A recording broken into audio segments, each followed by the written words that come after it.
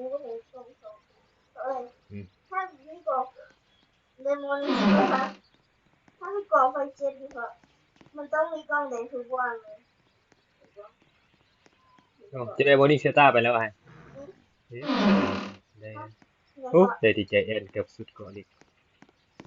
ตัวนี้โก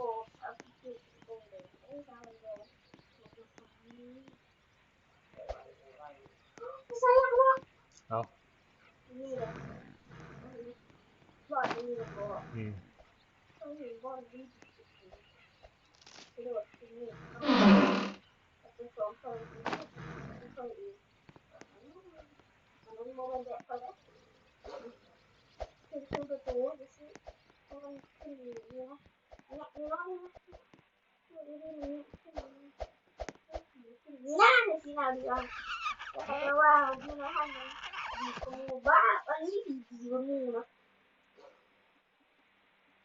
ค่อยดูค่ะเอาเพราะขาพี่เข้าในวะ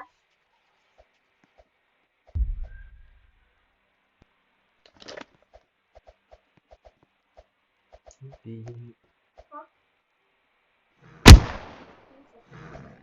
นี่ไม่โกงก็คือปะ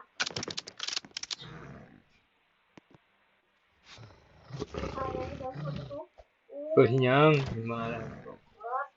โอ้ยเดี๋ยวกันแต่อยู่ได้ถ้าก็ได้ช่วยขออีกตัวเป็นไรเครื่องก่อน